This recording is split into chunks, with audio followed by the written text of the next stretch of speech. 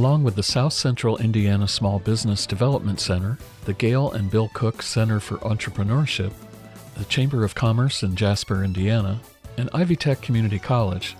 This was a virtual presentation via Zoom Video Communications featuring best-selling author and speaker Chip Helm on July 7, 2020, during the COVID-19 pandemic. This online seminar is entitled 5 Steps to Grow Your Business. This seminar was attended by professionals from banking, manufacturing, members of the Chamber of Commerce in Jasper, Indiana, Smith and Butterfield from Evansville, Indiana, real estate professionals, and many more in various forms of sales. Chip Helm is the National Sales Manager for Cook Medical and best-selling author of 2 books, Everyday Sales Wisdom and Bigger Than Sales.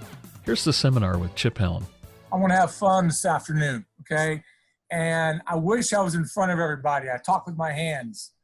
I could walk around the room right now.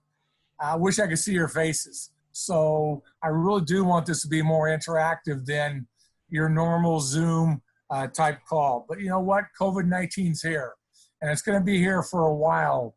Plus, all COVID-19 did was speed things up to be working remotely and doing things from home and selling and doing things differently from now on. So, what I really want people to know right now is if you've got a question you want to answer or ask, please do today. I'll stay on till I think it's hard. 1:30 is we got to get off at 1:30, and I'll take questions until then if people want to ask. I saw some great questions on this. So please feel like you can do it. You can interrupt. You can tell Jack through chat. I want to hear from you, and hopefully we're going to have a lot of fun. And if you walk away with just one thing today, 2 things today, that's what this is all about. I'm a real action-oriented guy. I want you to leave this talk in an hour or so and say, wow, I got 1 or 2 things out of this. So it's really important to me. So let's get started, on this. And thank you, by the way, Jack and Nancy, for allowing me. I'm blessed and honored to come on and spend time with these folks from that standpoint. So let's just get going. I named this thing 5 Steps to Grow Your Business. But to be honest with you, it's 5 steps to life. If you really get some things out of this today, it's about life. I mean, these are life principles that I utilize and talk about every day. So I just like the term 5 Steps to Grow Your Business because I know there's a lot of employees of businesses on here. Maybe there's some small business owners on here. So I just kind of like that title. So before we get started, I want to give a little education about me, okay? I went to Indiana University. Right now I've got a Ball State shirt, by the way, on because I've got an older boy that went to Ball State and played tennis. I've got a younger son playing football at Ball State right now. I went to dental school, and then I got my MBA at University of South Florida. I've been blessed. I've been in the medical industry for 35 years, and recently, the best thing that could have happened to my career and my life and really a legacy for my kids, my family, is, I became an author. I didn't realize what that meant. I've written a couple books.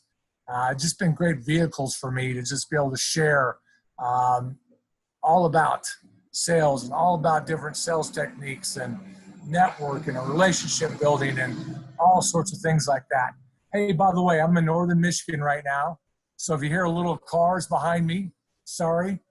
It's a little road noise, but hopefully that won't interrupt us from that standpoint. So, but what's interesting is I know that there's a lot of different type of people on this call today. If I remember correctly, I think there's people in banking, manufacturing. Obviously, there's the Chamber of Commerce in Jasper. I think Smith and Butterfield maybe. Actually, I grew up with the Butterfields in Evansville, Indiana. That's where I'm from. I think there's real estate people. I think there's all different, types of people on this call. But so let's just get started and say there's a myth. Everybody's in sales. Okay, it doesn't matter what you do in your career. Doesn't mean if you're in IT, if you're in manufacturing, you're in production. I don't care if you're an accountant. I don't care if you're a lawyer. I don't care if you're a physician. I don't care if you're an admin. I don't care if you're a bartender. Every one of us is in sales. And I think that's the myth that people don't believe. And that's the premise you have to really understand in any kind of business you're in. You're always in sales because basically you're selling yourself, or you're selling a concept, or you're selling a widget. If you hear what I said, I repeat things during the course of the next hour, it's things I want you to remember. I call it what's called a chipism because my name is Chip.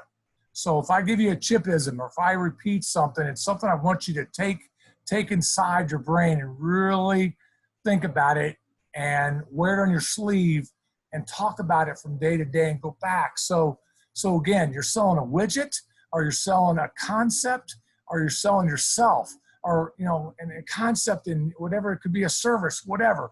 But we're all in this business of sales. And really the biggest thing that separates all of you individually and how successful you are is yourself.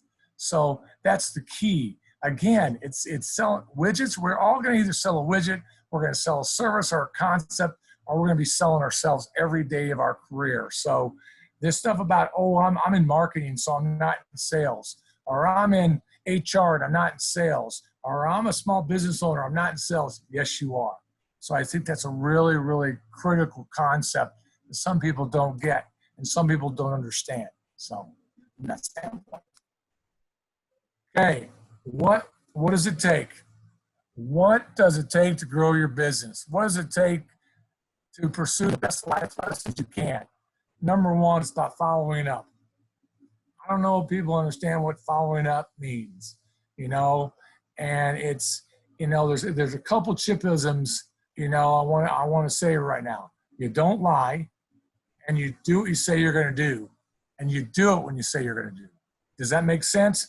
Do what you say you're going to do, and do it when you say you're going to do it. So if I tell you that I want you in my office at 9 o'clock the next morning, be there. And I'd be there 15 minutes early. I'd be there a half an hour early. To be early is to be on time. You know, if you have a 9 o'clock meeting, I'd get there at 8:30. But it goes hand in hand with following up with people. Because when you follow up with people and you follow through with people, you're successful. 48% of, I wish I could get that thing, someone's in a waiting room, but 48% of sales people, I wish this thing would go away right here. Oh, but 48% of sales prospects never follow up with a prospect. So did you get that? 48% of people across this country never honestly follow up with people. That is so critical. It's so critical. And 10% of sales, folks, I'm having a little problem with my movement of my slides. Give me a second. I don't know what the problem is. Yeah, it seems to have a broadband issue right now. Okay. Let's try this, Chip. Okay. I'm going to turn off your video.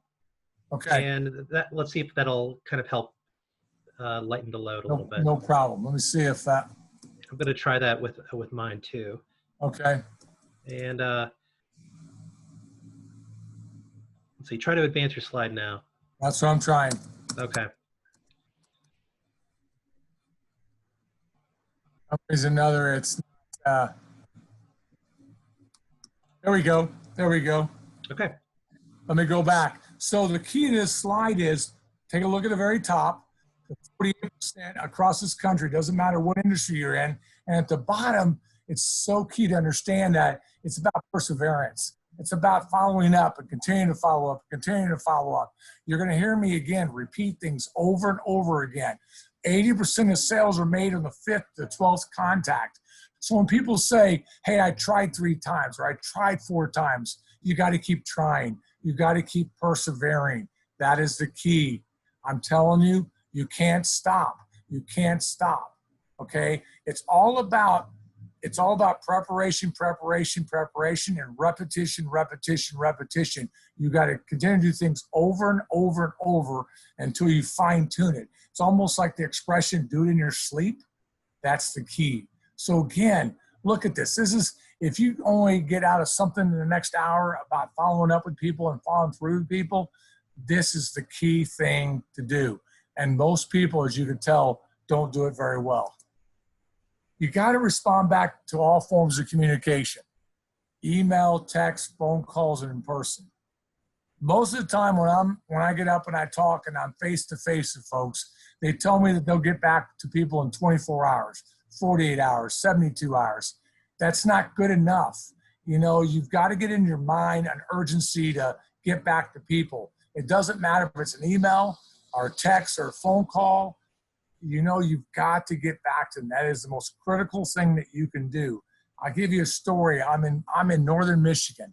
There's a guy named Chris Smith who is a Bloomington businessman who is very successful. We were talking the other night, and he talked about he gets so frustrated, overwhelmed with everyone's like after him, and they want to contact him and they want answers. And I explained to him, you don't have to have answers to get back to people. Do you hear me? You don't have to have answers. People just want to be acknowledged. People just want to be acknowledged that you heard them, that you got their call, that you got their text message. So here's what happened. He went home after this evening, and I laughed. He goes, well, gosh, you didn't even charge me a consulting fee, and we just were laughing. He calls me texts me the next couple of days and said, hey, I had these text messages. I just got back to these people, and all I said was, hey, I'm on vacation. Give me like 3 days, and I'll get back to you, and I'll put it on the calendar. And you know what? It was a key customer that he was talking to. So the guy got back to him and said, oh my God, I didn't know you were on vacation. Oh, please, that'd be great. Just get back to me when you can in 3 days. And I guarantee you, folks, he will close this deal. He will close that sale because he got back. So again, I cannot stress, I can't do what you say you're going to do and do what you say you're going to do and get back to people. Yeah, maybe an hour, it may be a minute, it may be 2 hours, but don't wait. Don't wait. Have it in your head it's urgent and that you care and that everybody is treated equally. You know what I'm saying? Every customer, every interaction, every person that you come in contact with, you treat them like a king and a queen. There's no difference whether or not they buy $1,000 from you, $10,000 from you, $1 million from you. It's all about just treating them the same way. And if you get back to everyone the same way, I don't care who contacts me. And you know what?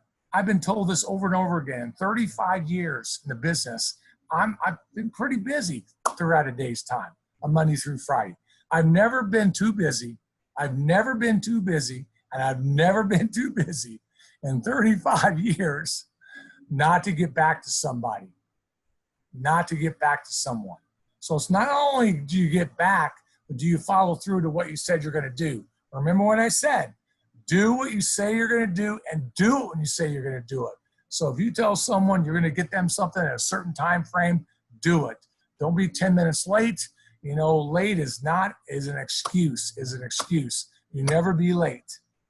You know, an interesting story. You know, the two main reasons why people say that they're late to a meeting or they didn't get there on time is their alarm clock didn't go off or they had traffic. Then get your BUTT up and hours before you need to go. And there's no excuse that traffic should not have stopped you. That means leave earlier. Or if you need 2 or 3 alarm clocks to be on time. What I'm trying to say, there is no excuse. There is no excuse to be late to any meeting, any function. And just remember something, you have a choice. So you choose. Like that Chris Smith, he chose not to get back to people. He would tell me this. I wouldn't get back to him for days, for weeks, because I thought that they had to have an answer. No, they just want to be acknowledged.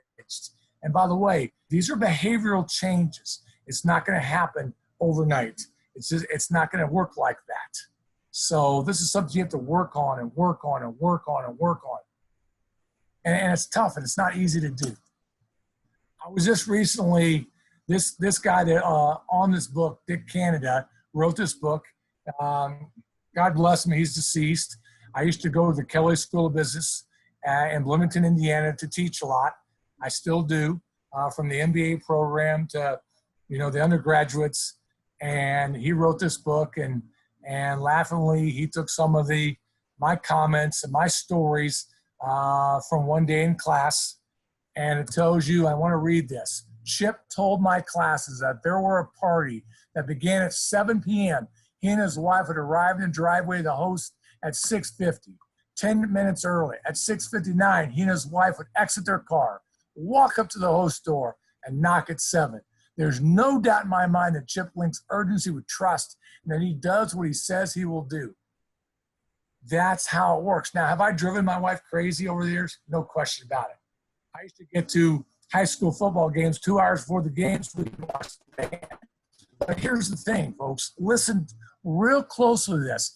You can't just turn it on and off. If you don't do it in your personal life, you're not going to do it in your professional life. If you don't do it in your professional life, you're not going to do it in your personal life. So one becomes the same. One becomes the same. You've got to change your personal life, how you respond. To be on time is to be early. To be on time is not to be late. To be on time is to be early. And if I was given a promotion to someone, or if you want to get the fastest track up your corporate or up your business cycle, whatever you do, show up at someone's meeting 10, 15, 20 minutes early and be waiting for them. And that's probably one of the most impressive things you'll ever probably do. And finally, on this part of it, our study concludes that the percentage of our customers who will buy from us with any effort is 0. So if you don't follow up, you don't follow through, you're not going to close your sale, and you're going to have that 0%. And remember that 50% of the people across this country in any business, any industry, they don't follow up very well. They take that for granted. They take that for granted, and you shouldn't. Before I go on, Jack, is there any questions coming in? Anything that want to talk about following up, following through? Anything that you out there in chat land? Somebody is asking about how, if there's a way that you could tie this in with COVID, for example, with everybody working remotely now, maybe translating that same ethos of following up with, Zoom or, other forms of communication. I know on one of your previous slides you had, telephone call and text and stuff, but is there anything you could think of that could apply more towards video conferencing? No question about it. I mean, COVID-19 is here to stay in a sense of the word. As earlier what I said was COVID-19 just speeded things up in the world today, meaning that it was going that direction. It was going that direction to be able to work more remotely, not be in an office setting. It just sped up what was eventually going to happen. So yes, do you have to do things more virtually? No question about it. Do you think that I still don't get on Zoom calls timely? Do you think that I don't follow up quickly on my phone calls and on my calls promptly? Do you think that I don't spend a lot of time around emails and text messages now? There's no question about it. That has risen to a higher level to utilize those form of communication to be able to communicate now moving forward. So what does that mean to you? That means is you better learn how to speak on the phone. I have phone techniques where you got to speak like you're going to talk like you're in person. Think about that person as a friend and he has a cup of coffee.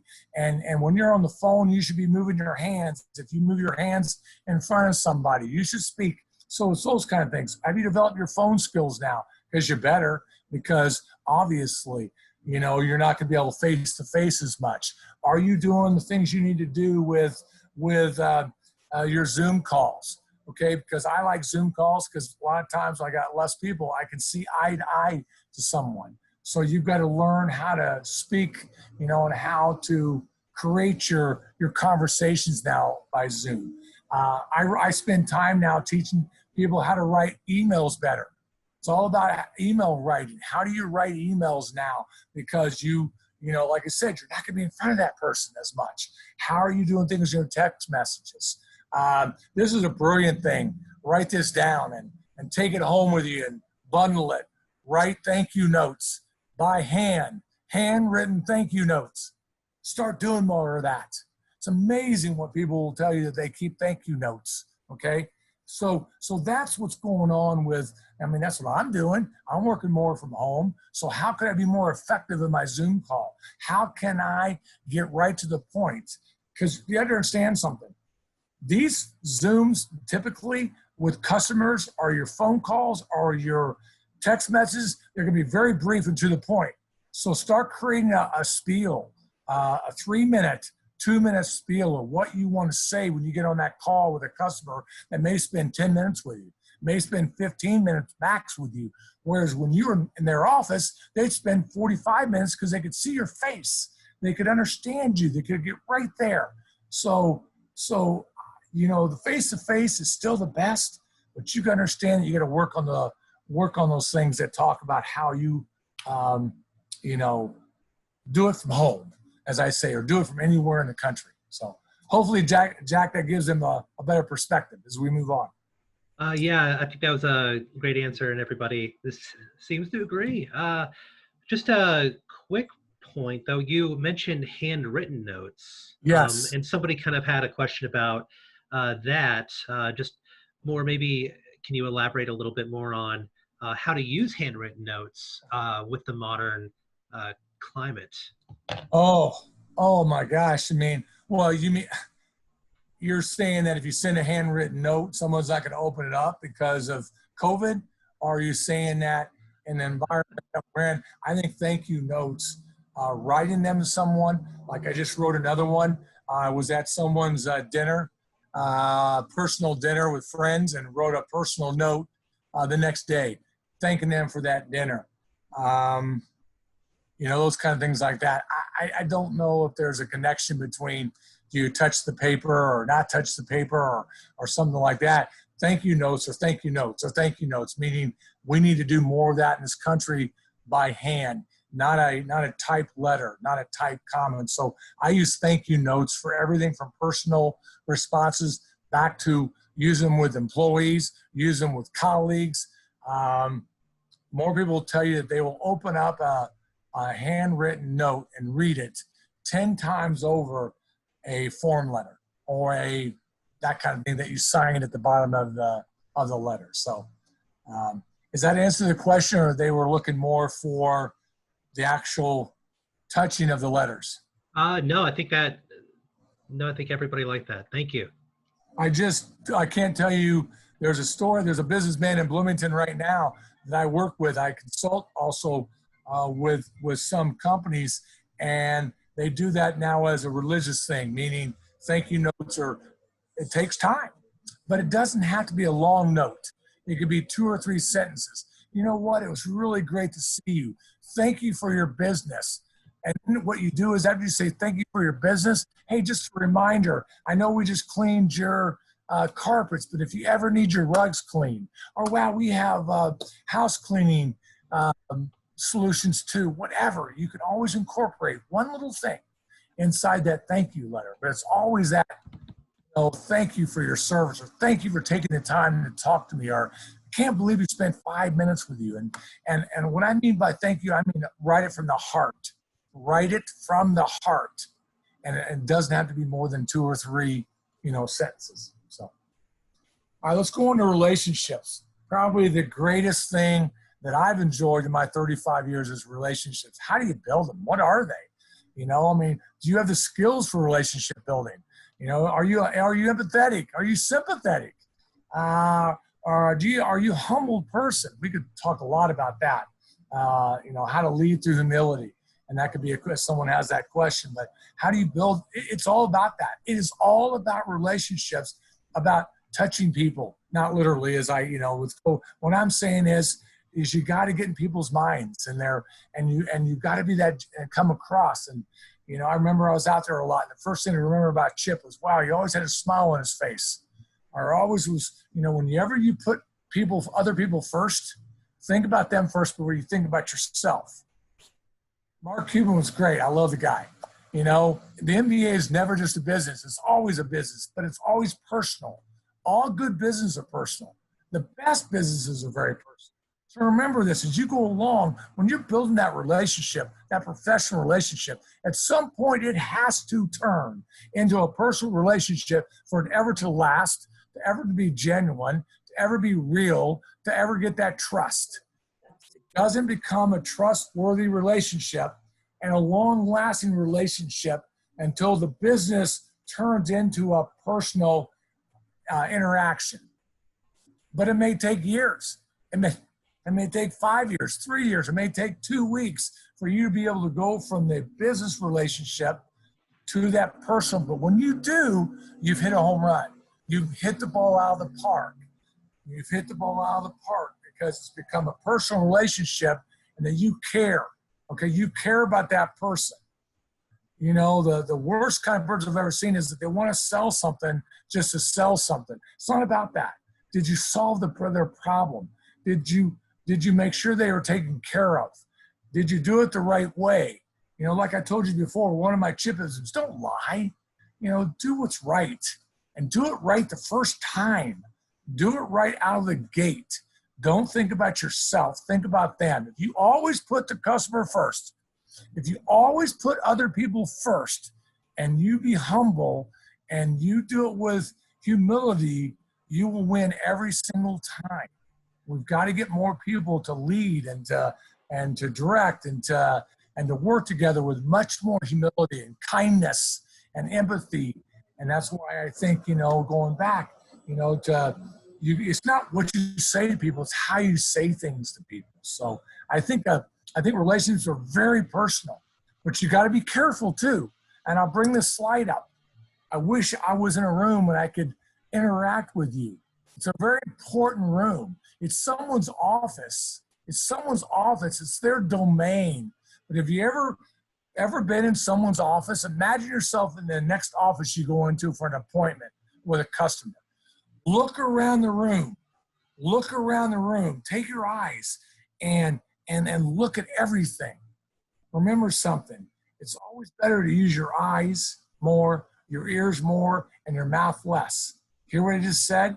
Use your eyes more, your ears more, and listen, and use your mouth less. Or you want to create something in your mind and know exactly what's going on around you. And that's what you see in this office. What do I see? I see a baseball hat. I see family. I see awards maybe. So what's that mean? So what the heck, Chip? What's that mean? Well, that means because as you're waiting and that person comes in, here's a trick. Use one or two, no more, one or two personal things that you saw in that room or that you saw on the wall and use it to introduce yourself. Use it to break as I call it, to break that mold in front of somebody. Bring it down, relieve the situation. Turn someone's day into a great day. Wow, I saw you won that award back at University of Florida. Wow, you played 4 years of football? Wow, use a couple things in your personal interaction to start the business conversation. But here's where you can fail. If you're not careful, you'll talk about personal things the whole conversation and you won't get the business part done. So there is a balance here. You've got to just use 1 to 2 personal items that you watch. But it's really key to watch around you. You've got to know at all time what's going on. So listen and watch and speak less as you're really trying to analyze things so that you're very, very, very prepared when that person comes into the meeting or whatever. So that's why I think it's a very interesting picture here and how you can turn it into a positive. Questions about anything about that on relationships? Jack, anything you want to throw out? Yeah, so someone was just curious. You said 1 to 2 personal things. Yes. Why the limitation? If you realize that you have, 4, 5, 6, 10 things in common, why wouldn't you, try to bring all those things up? 2 reasons. One reason is you end up not talking any business, okay? Which, aren't you there for business to begin with? That's one reason. The second reason, which is even more important, what if accidentally you hit a nerve? Let's say that you made a comment about someone's family and something had happened. You just have to be careful. You gotta, you gotta step that slowly to understand. Now, as you grow that relationship and you get to see that person the next time, and then the next time, and then the next time, then obviously those conversations will continue. But I'm just saying that just be careful. Use 1 to 2 so that you can get what you need to get done accomplished. And just be careful, because sometimes you can be too personal. Some people may not take it the way that you think. Okay?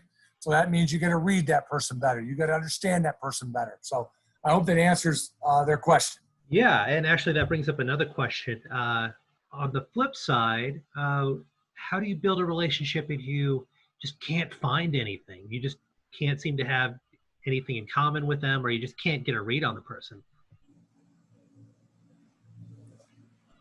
You sit there, okay, you turn back around to them, okay? What I'm saying is, okay, let's say you don't have anything in common, you don't feel like you've kind of exhausted your possibilities. All you can do is be genuine with them. All you can say is, is there something I can do to solve your problem? Because you're there to solve a problem. If there's a problem you can solve, you have them in your pocket.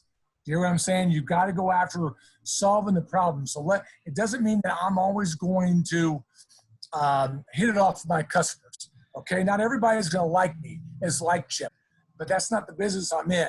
Okay, as long as I'm there to solve a problem, then go beyond it then.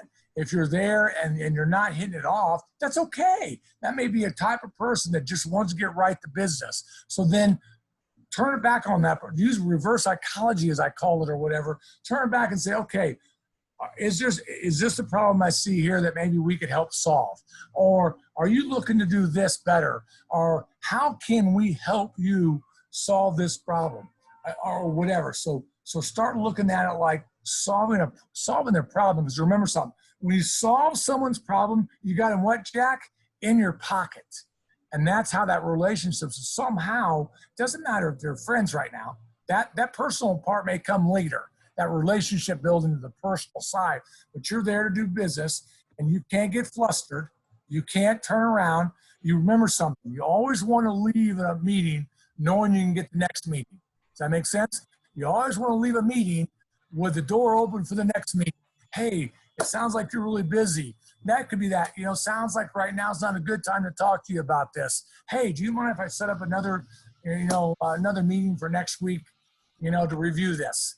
You always want to build it so that you never close that door. So hopefully that helps a little bit on turning that. I don't believe that at some point you are going to find something in common. You just may not be able to use that when you initially meet and talk to your customers. Okay, thank you.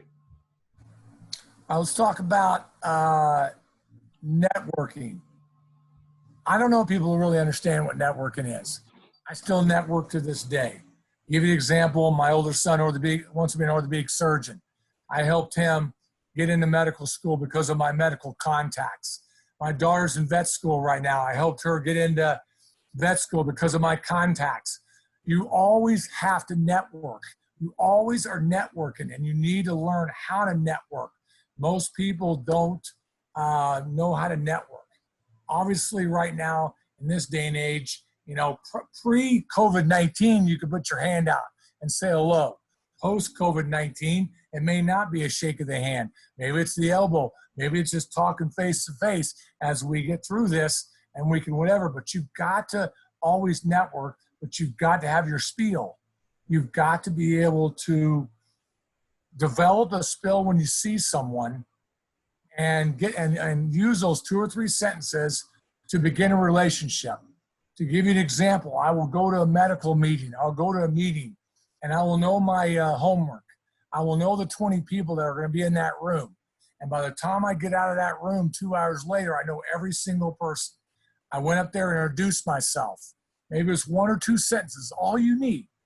Hey, I just want to introduce myself. This is Chip Helm, and I work for this company, and we kind of have this. Could I set up a meeting with you? That's it.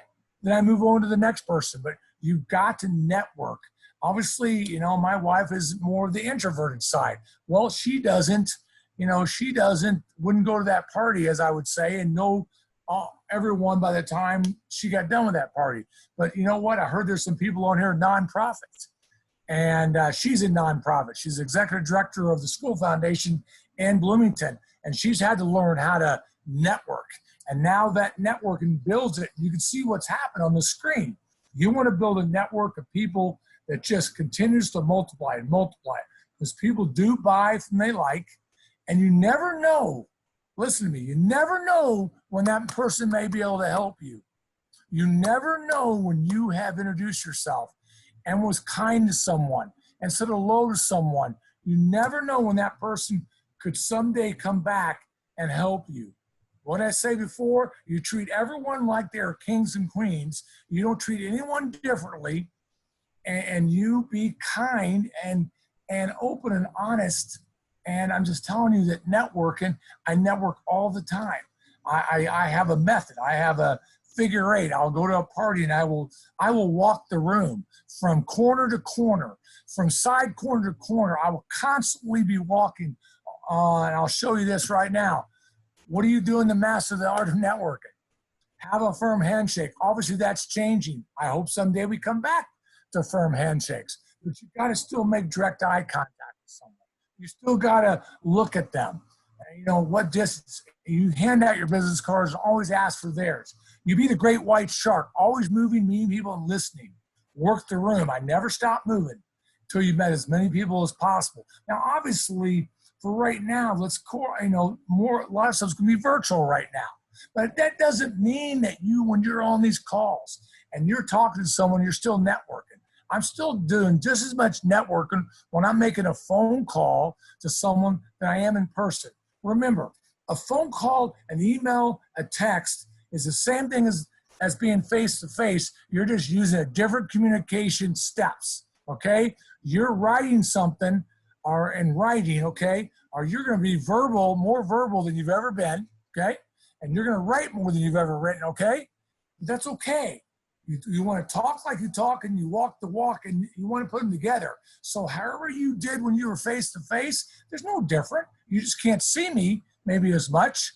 And whenever I see this pretty face as much as you want, but I'm still going to say the same things in words. So you got to be better on creation of that language with people. You've got to use constant conversation, consistent conversation, and correct conversation. And we could talk about that too. So Jack, any things coming in at this moment?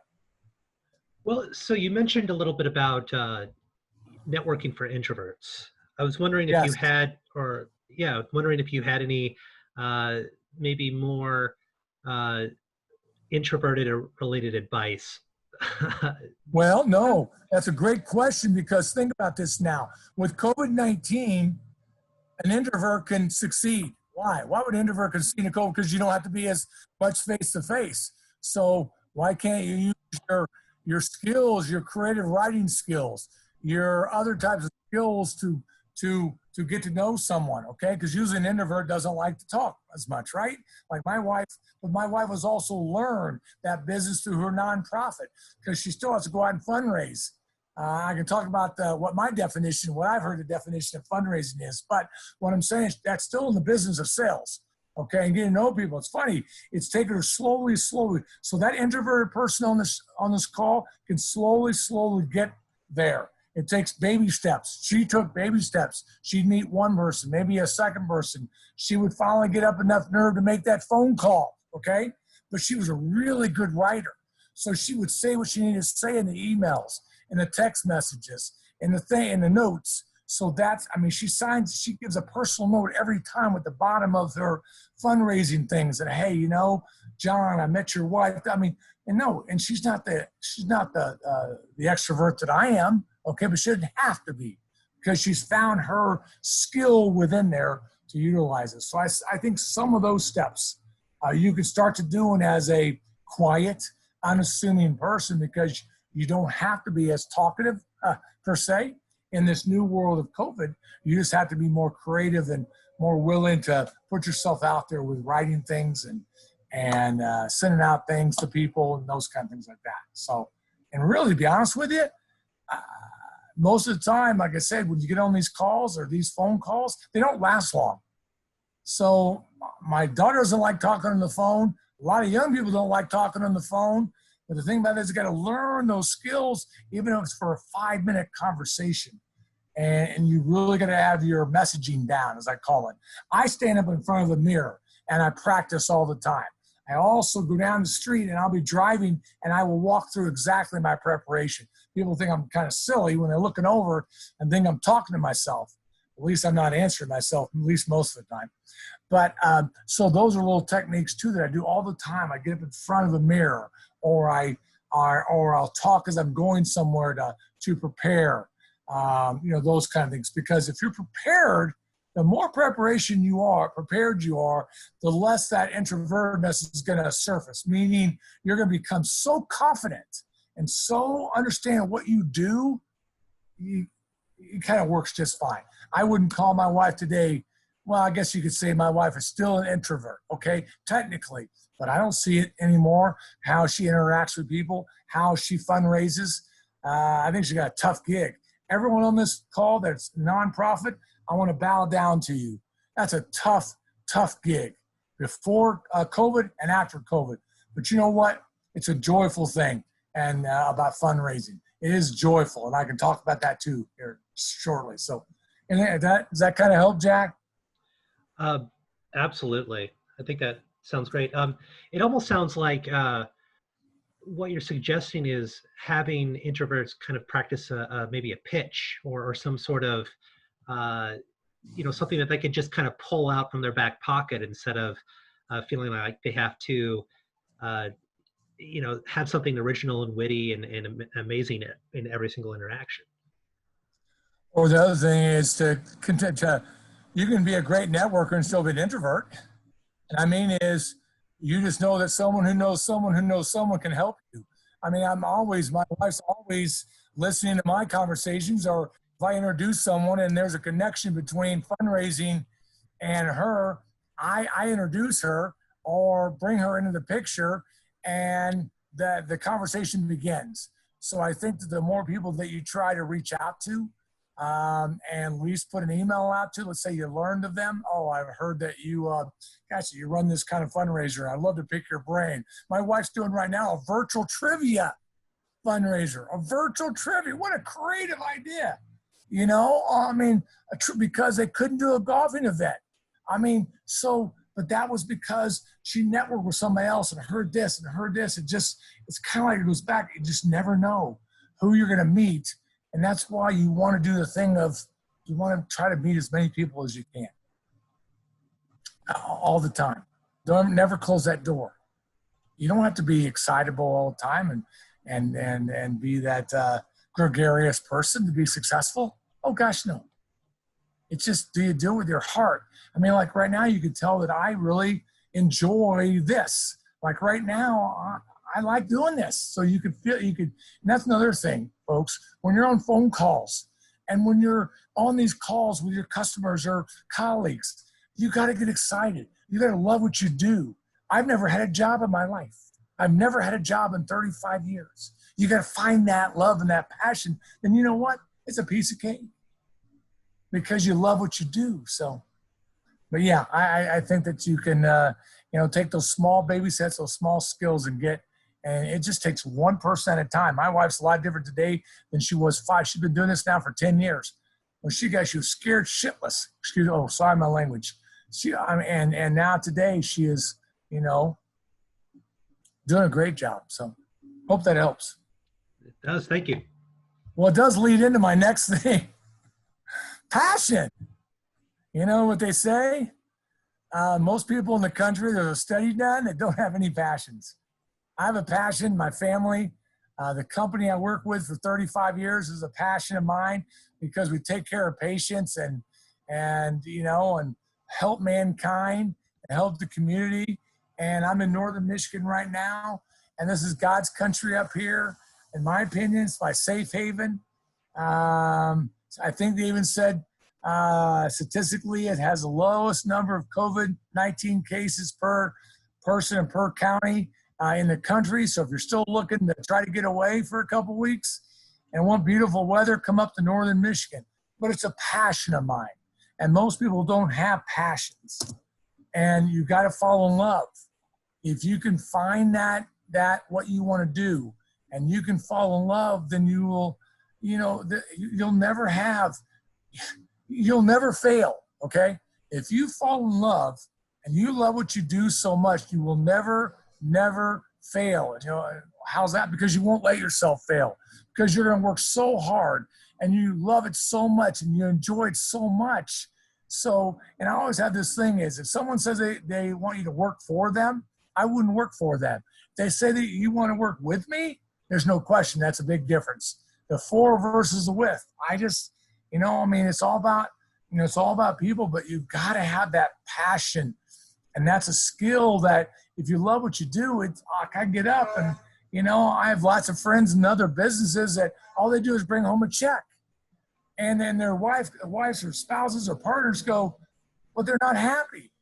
So if you're not happy, you're not happy. Find something that, that gets you up in the morning and that you really love to do. And I got lucky. I got darn lucky. I found something and, that really, really, I love to do, and I could help people. And, and even now, with working, and then on my side, I try to consult and I try to work with people and I speak, and I love it because I want, I want to share, and I want to give anything I can to help people. So I think passion is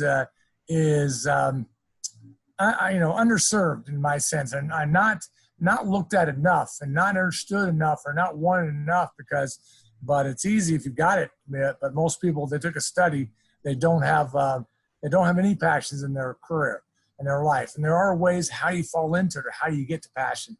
There are ways you can work yourself into it, but usually things that come natural. So any thoughts about that, Jack, or anything? No thoughts that are coming in right now, but that was good. Thank you.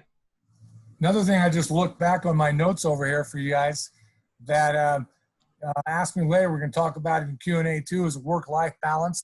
I think I noticed that. I was just making some notes on that. So attitude, it's all about your attitude. Do you know that most people on this call look at the glass half empty? That's what the statistics say. So if there's 40-something people on this call today, or 35 people, oh my gosh, most of you, if you were being honest and you were in a classroom with me or you were somewhere, raise your hand. Most of you think the glass is half empty. And that means you're not as optimistic as you should be. But that's what the statistics say. But you've got to look at the glass half full. Success does breed success, and negativity breeds negativity. And if you don't, look at things in that positive way. Right now I still wear a blue band. I wish I could show it to you. Maybe I'll come back on video sometime and show you today before we leave, once we get to Q&A, but it says stay positive. And so I get down, but I look at it and I try to stay as positive as I can. And you want to surround yourself with positive people. Laughingly, my sister-in-law, I love her to death. But when she comes to visit us all the time, if it rains on Tuesday, she thinks it's going to rain every Tuesday. And I tell you, it drives me nuts. And I love her to death, but I can't, I got to get out of the room a little bit. Maybe she has driven me to have a bourbon or two. I don't know. But, it's the fact that you've got to surround yourself with the positive people, because the attitude makes everything. I've seen people fired. I've seen people hired because of it. And, it just is what it is. But I think the attitude is so critical. You've always got to take that upper road and look at something that is half full, not half empty. And these steps that I talked to you about, they never stop. They continue. You don't think I'm not working on following up and following through and relationship building, constantly working on my skill sets. Can I build, am I empathetic enough? Am I sympathetic enough? Do I have a good heart? Do I care? Am I a good listener? Do I think about the other person? If I had to pick one thing about a relationship, is if you worry about them more than yourself, then you'll always win. Networking. Are you meeting new people every day? Whether or not it's through a Zoom call, a phone call, a text message. I'm up here in northern Michigan, found out there's a speaker here that speaks all over the country. Well, I've already LinkedIn her, and we've already communicated. And then we can talk about social media too on this call, between LinkedIn and Facebook, and you can hear my thoughts. I'm not a real fan of overall social media, but there's a place for social media, and passion and attitude, but they're all behaviors that you have to work on. So it's not like you can turn a switch on or turn a switch off. It really is behaviors that you have to work on. And these are life things. These aren't just, this is any business. It doesn't matter what you do or what you want to do, but this is what I follow, and I try to work on them every day. And in most companies, we train and we teach. We believe if you do this kind of stuff, and I still believe today, you're going to see in your company, you're going to see it yourself, you're going to see the sales will grow. Now, I'm going to end with this because this is something that's very valuable that you don't have to. You go, wow, I can't just do this very well. Well, this does not require any talent, friends. This doesn't require any kind of talent. I mean, to be in on time is to what? To be early. Work ethic, is it there? Your effort, your body language, that says everything. People don't realize that when you fold your legs or you sit back or you fold your arms, that tells me everything about you, good, bad, or indifferent. People don't realize they speak, they could say a lot to someone just by their body language. And also watch someone else's body language, and you can see if they're going to sit with you for 5 minutes, or get on a call with you for 5 minutes. You can still get their body language through that call because their voice will change. You hear my voice go up and down. It will change depending on. So as you're with someone or you see someone on a Zoom or whatever, I think time will go on and you'll be back to having obviously more face-to-face, but it's not going to be there for a while. But it'll get back. At some point it will. Energy, attitude, passion. Are you coachable? Do you go the extra mile? Be prepared. Like I told you, it's all about repetition. Do you know your spiel? Do you know your messaging? Can you do it in your sleep? Are you preparation? Do you prepare for every Zoom call? Do you prepare for every text context or whatever you're going to do? Do you prepare for that email that you need to send out? Are you good at those preparation steps? Because right now, all these little things have to add up and be very, very good right now during COVID-19 and during this time that we're not back yet and we're working remotely. I think remotely is great. The problem with remotely is some people still are going to get it done and some people still won't get it done. And so where do you fall? I could work Saturdays and Sundays and things like that. And, I probably work more than I did when I was in an office setting. I was in an office setting for 13 years. And I've also been remotely for 4 or 5. Now I'm back to remotely. So I've done it both ways. I've been remote and I've also been, in the office type of setting, those kind of things like that. So I think there's the questions right there. We can stop there at questions. These are the books, just so you know. By the way, everyone is on this call today. We'll get a free ebook. Give me till a week from this Friday. Hold me to it. A week from this Friday. Remember, do what you say you're going to do and do it when you say you're going to do it. But what I need from each of you, if you want an ebook, please email me. Please email me. And Jack can go over that email address again. But if you want an ebook, please email me in the next couple of days. I'm open for questions, Jack. And I know we got about 31 minutes left. And I will try to answer every single question as long as people want to stay on. All right. Thank you very much, Chip. So just to let everybody know, I put in the email address to get your free ebook from Chip in the chat. The email is chiphelm16@gmail.com. That is chiphelm16@gmail.com. So Chip, it looks like trying to stop sharing the screen or yeah, hold on a second. Let me pop up your beautiful face again. All right. You should see a little intro. And I'm going to do it for me as well. Okay. All right. So yeah, questions are starting. Yeah. Go ahead. Let's see. We got one question. And this one has to do with sales cycles.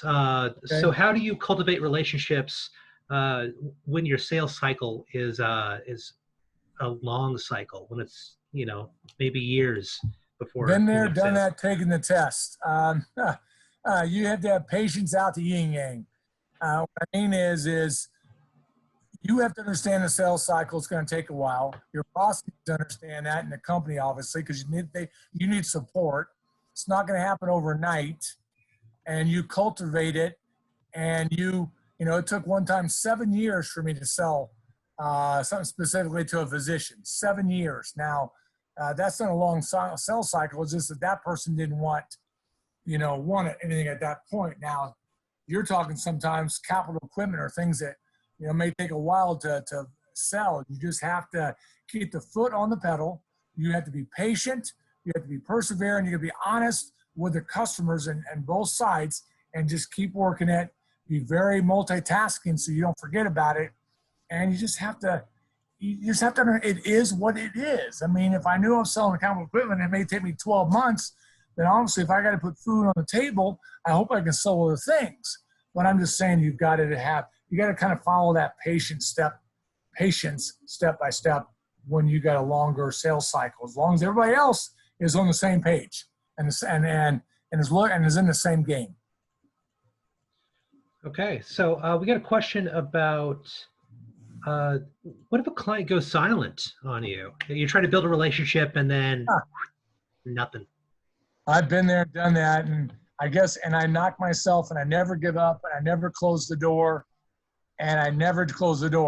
But yes, I'd say in my 35 years, I've had it's on my one hand, probably 4 or 5 people out of how many that I just never could build that relationship, or that I couldn't get to, as I call it, because I never closed the door on anybody. And I still haven't closed the door on those 3 or 4 people, after 35 years. And I always thought that if I could, get in front of you at some point, or if I could get back in front of you at some point, I could make a difference. So I don't know. You have to almost come to a point sometimes that at some point, maybe it isn't going to be a customer, or just no matter how hard you try. But on the other flip side, if someone goes silent, it's just then back off a little bit and just say, okay, you mind if we could do this at another time, let's say, or can we reschedule, or was there something that I missed here, or excuse me, but it just seems like we are, there's something. I mean, you can actually come out and ask and be honest. Hey, is there something I did? Maybe I didn't do it the way you thought. But so because the best thing, honestly, is still the best policy, even with people, and even if you think that they're not someone's going silent on you, a lot of times they may have their mind on something else, and something else may have come up. Maybe a new thought just come to their head, and they're thinking about something at home. You just want to be empathetic and say, hey, is there something I did wrong?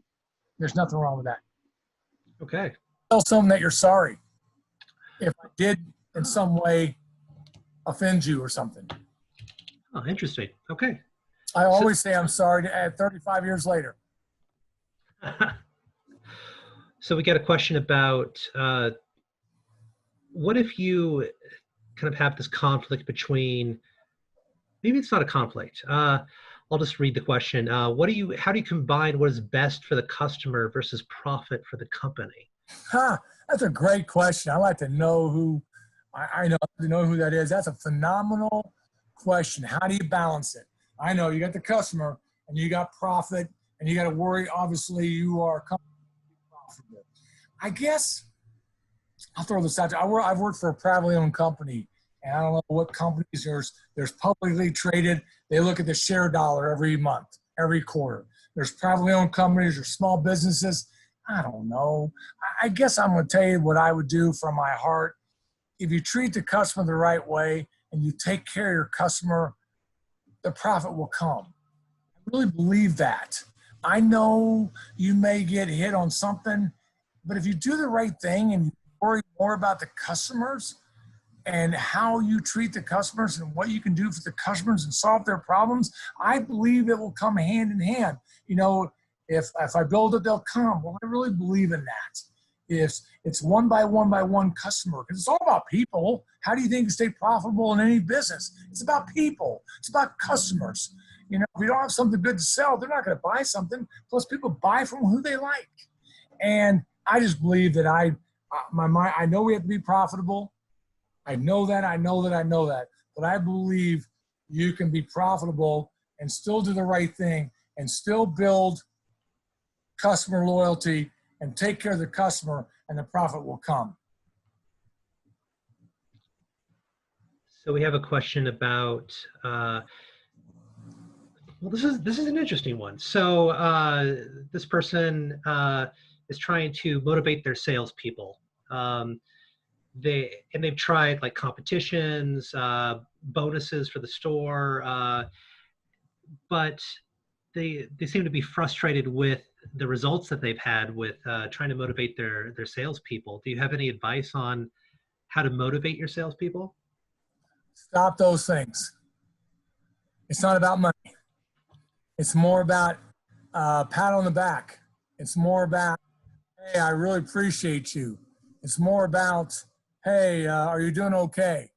It's more about, I really like your work. It's more about getting to know them, build that relationship. It's not about the bonuses. And I know I know I've been there, done that. And I'm a person that it bothered me all my years because all I wanted was you to tell me I'm doing a good job. But a lot of bosses don't tell their employees that they're doing a good job. A lot of colleagues, I mean, it means a hell of a lot more to me to tell me that you think I did something right or that I accomplished it or that I made a difference than anything else. So I think we got to get back to that. We don't communicate very well in businesses. And my first thing is I would tell someone to go talk to that person and figure out, well, how do you want me to communicate with you? What's your expectations? What do you need from me? What does motivate you? I'd want to find out every single employee, what makes you tick? And most people will probably tell you most of the time, it's not about the money. It's the self-worth. It's my value. Do you care what I do? Do you not micromanage me? Do you, allow me to empower me? Those are kind of things that I try to drive more on. I don't like the word motivation because if you're really good, you really don't need to be motivated, but in a sense of the word. But do you want to be recognized, by your peers and those kind of things? And do you want to feel good at what you do? I want to feel good that I added value, that I did something that was important, that was those kind of things. Sorry, I'm passionate about that. No, that's great. Thank you. We have a question about, so the last two steps seem to come a lot about self-confidence. Yes. About confidence in yourself. Do you have any tips on how to build that self-confidence? Yeah, no question about it. What I've seen over the years is the reason why people aren't confident is because they're not prepared.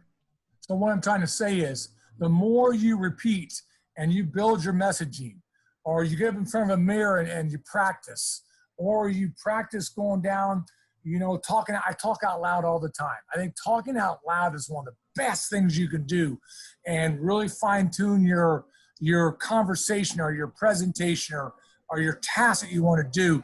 The more prepared you are, the more confident you are. That's a very easy solution because if you're an expert of something, you're confident. Well, how did you become an expert?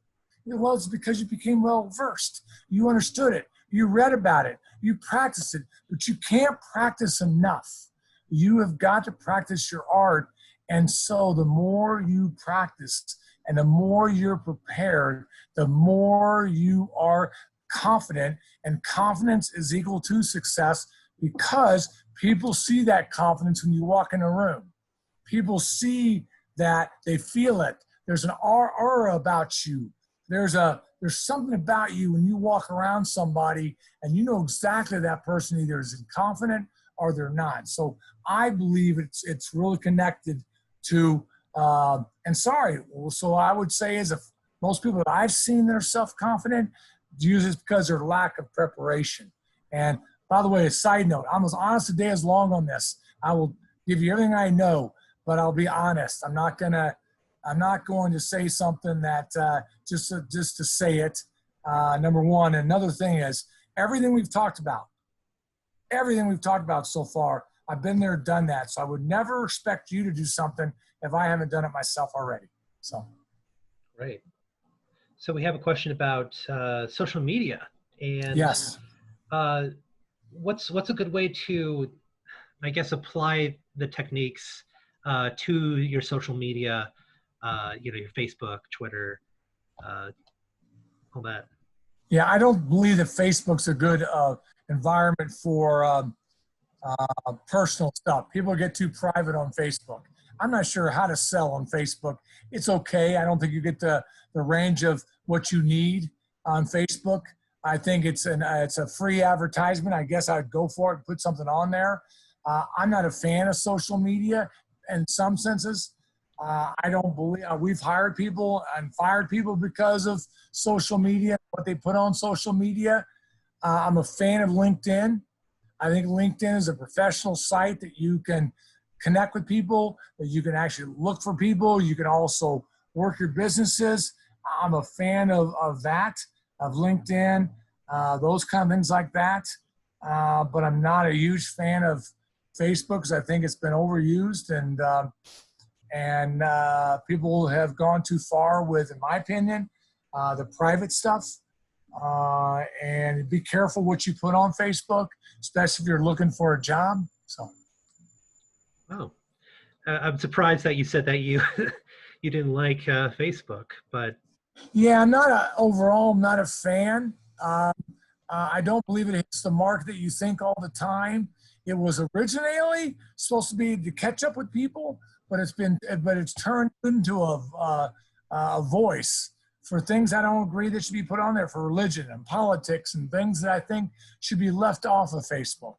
And by the way, another thing is I always said this when it's obviously the number one thing is, just brought up something in my mind, is be face to face. I believe that's always going to be the best. 30 years from now, if you can get in front of somebody, it's always the number one thing to do, get face to face. Obviously with COVID-19, the way we move on, that's may be changing.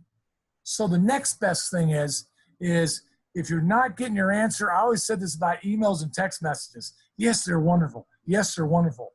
But unless you tell someone in a text message or an email that you love them, unless you tell them that, they get interpreted so differently. They get interpreted so differently. So I tell everyone, don't go back and forth if you're fighting on email or you're confusing on something's going on and someone pissed you off, sorry, or made you upset. Pick up the darn phone. People do not want to pick up the phone and solve problems. You can pick up the phone and solve an email issue or a conversation by text in 30 seconds. And I'm telling you, people don't want to pick up the phone and say, hey, Bob, I just got this text message from you or this email from you. I'm a little confused, because I'm telling you again, unless you tell someone you love them and they're the greatest thing since sliced bread in a text message or an email, that's not going to be interpreted positively. Everybody reads into a text message differently, and everybody reads into an email differently.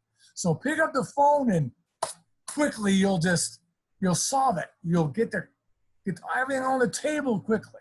But we don't do enough of that. wow, great. So here's a good question. So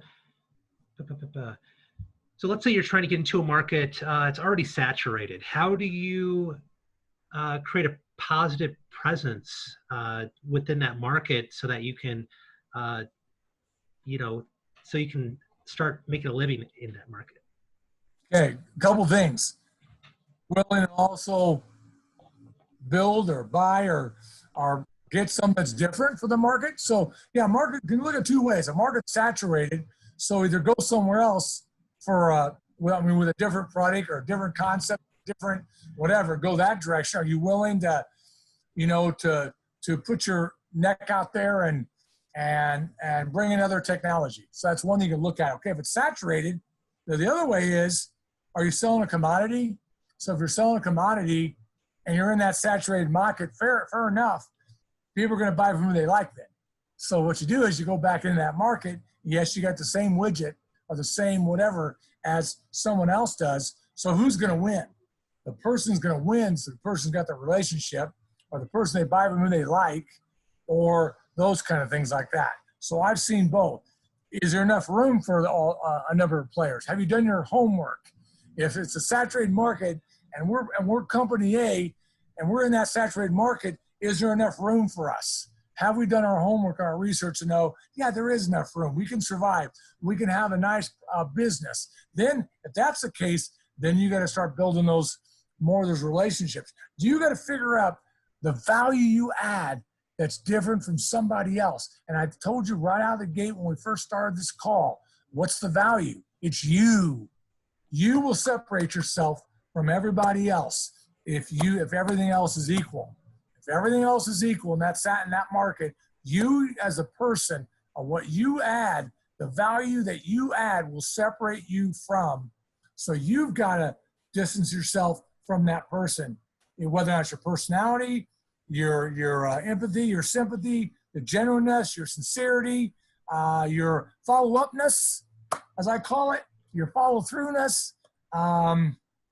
If they know that you care about them more than the sale, you ever heard that? People should not really sell to anybody. If you care enough and you want a problem solved, you will sell something. But if you're worried just about the sell and not the person, you're not going to have that long-term business, and you're not going to have that long-term relationship. So, I just want to say this. You just reminded me, the ISBDC, so the Cook Center, we offer market research analysis for all of our clients. So if you have a market that you're in and you think that it's saturated, or you're interested in what Chip was talking about, maybe going to a different location or something, you can always talk to us, become a client, and we can provide you with some really valuable insight so that you can do that homework to figure out what your next steps can be. I'd love to see someone's face. You know, I have to get on and look video. Someone wants to come on and ask me a question directly. I'd love to see your eyes or see someone, you know, if not, that's okay. But yeah, if you, if you want to, I'd love to take your question. Since we are in open questions now, if you're we interested, got about 15 more minutes or something like that. 12, 13. Yeah, just let me know if you want me to turn on your camera and your microphone. I can definitely be happy to do that. But got a couple other questions though that people have posted in chat. Keep going. Someone talked about they've been told that they have like a tone in their voice, like a tone in their voice, like maybe a cadence or something. And while they've asked about it, they've never been able to get a clear answer. How do you go about fixing those things that people seem to have an apprehensive propensity, you know, and become better at, you know, presenting or selling or building those relationships? Because of their voice, because of their tone. Yeah.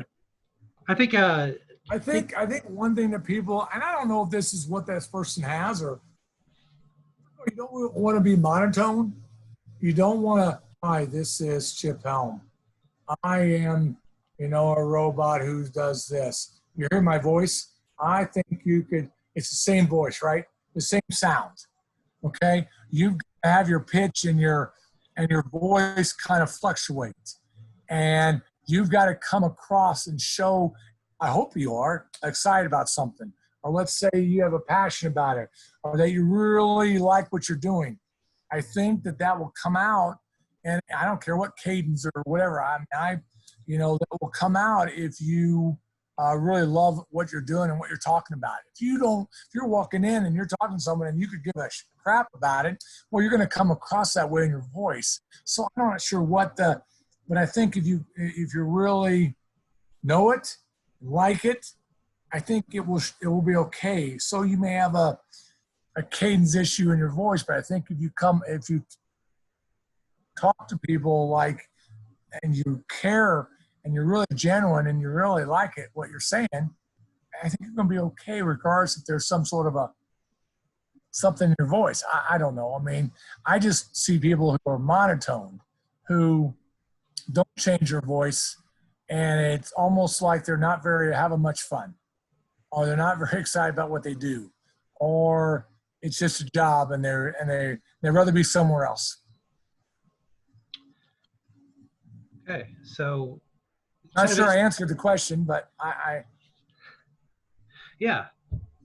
if that person wants to talk to me offline, one-on-one, and by the way, I'm offering that for anyone on this call. Yeah. You can email me directly. I'm an open book. I'm here to help. I don't have all the answers, but I can tell you that I'll sure be honest with you.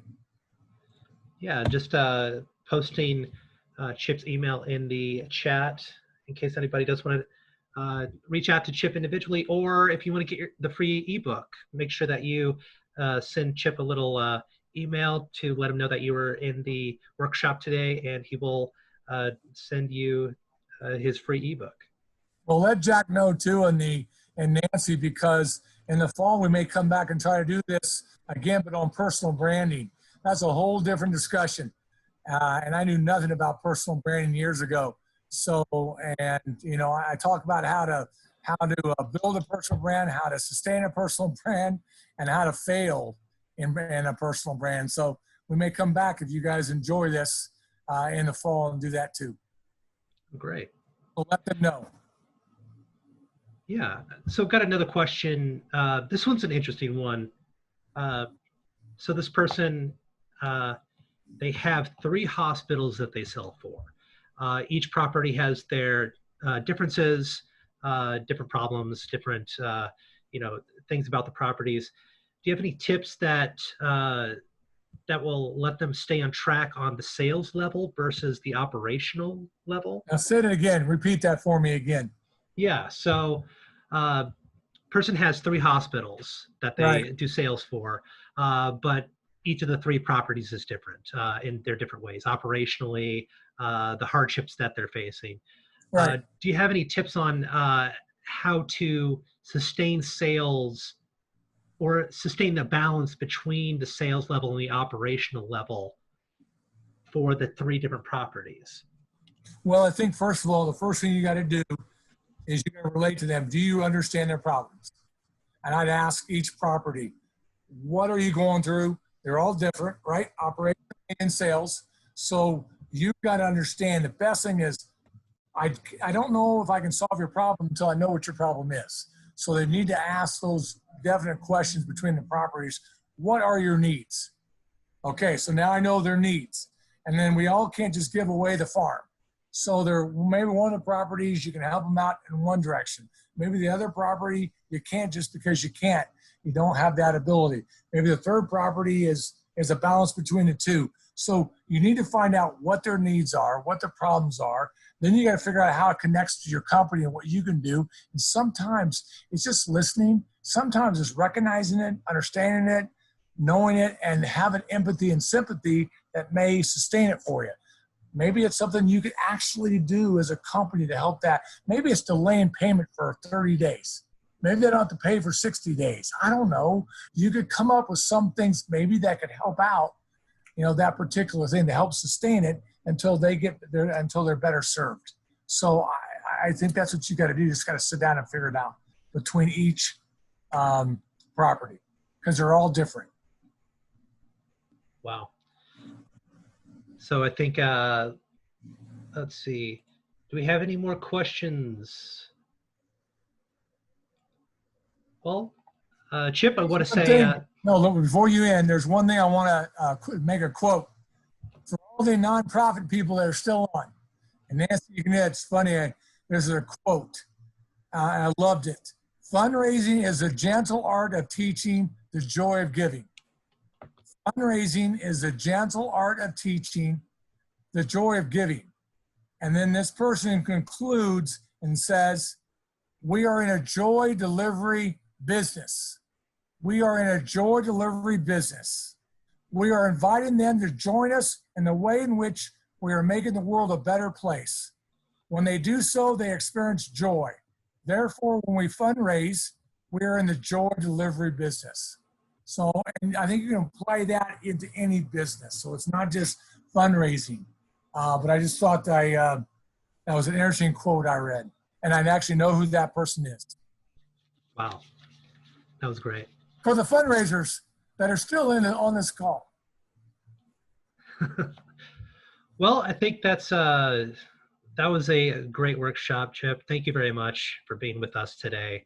Nancy, anything else you want to say before we sign out? I think it was excellent. And part of the joy that our chamber is doing is delivering this workshop today.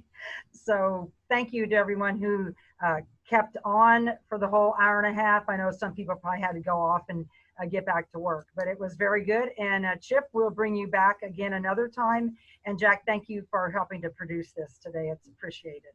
Oh, thank you very much, Nancy. All right. And so thank you, everybody. I appreciate it. I enjoyed it. All right. Bye, everybody.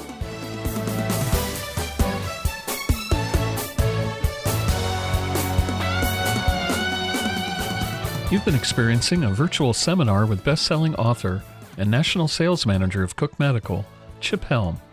Thank you for listening. For more information about Chip's availability for speaking engagements concerning all aspects of sales, visit chiphelm.com. We'd also like to thank the South Central Indiana Small Business Development Center, the Gail and Bill Cook Center for Entrepreneurship, and Ivy Tech Community College.